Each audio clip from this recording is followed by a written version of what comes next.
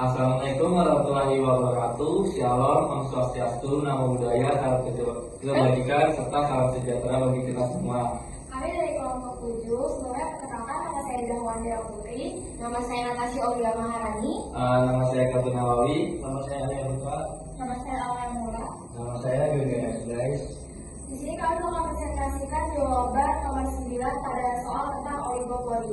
Dan di sini saya akan menjelaskan soal bagian nomor 9, yaitu Little Kona adalah perusahaan berskala kecil yang menjual kopi. Little Kona ingin memasuki pasar yang didominasi oleh big brand. Keuntungan masing-masing perusahaan bergantung pada apakah Little Kona memasuki pasar atau tidak, dan tinggi atau rendahnya harga yang ditetapkan oleh big brand. Baik, di sini saya akan menjelaskan soal bagiannya A.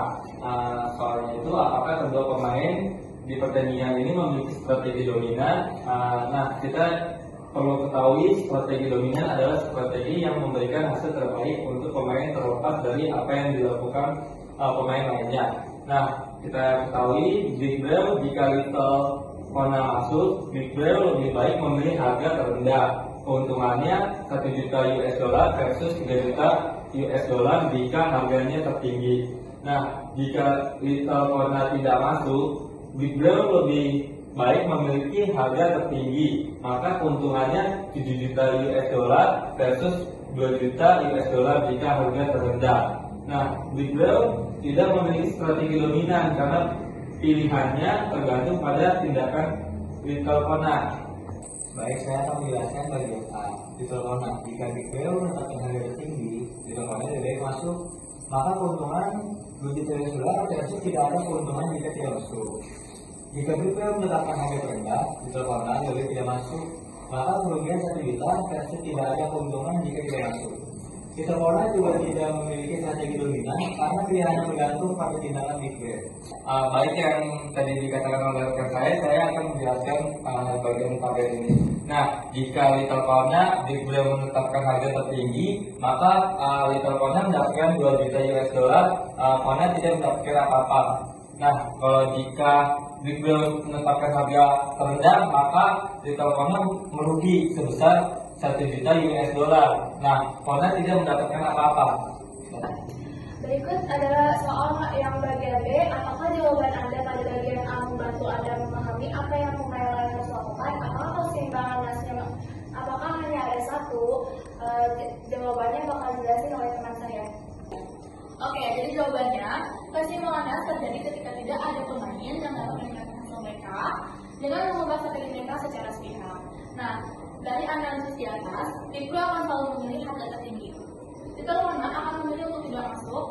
Ini adalah keseimbangan nas karena pertama itu karena Big Braille tidak akan mengubah strateginya karena harga tertinggi selalu memberikan hasil terbaik. Nah, oleh karena itu Little Kona akan mengubah strateginya karena tidak masuk memberikan hasil yang lebih baik atau setidaknya tidak merugi. Soal bagian C, Big Braille memperlakukan Little Kona dengan mengatakan, jika Anda memasuki pasar, kami akan menurunkan harga. Maka sebaiknya Anda tidak melakukannya. Apakah Anda berpikir Little Kona harus mempercayai ancaman tersebut? Mengapa iya dan tidak? Jawabannya, Big Braille mengancam untuk menurunkan harga jika Little Kona masuk pasar. Yang pertama, mengapa Little Kona tidak perlu mempercayai ancaman tersebut?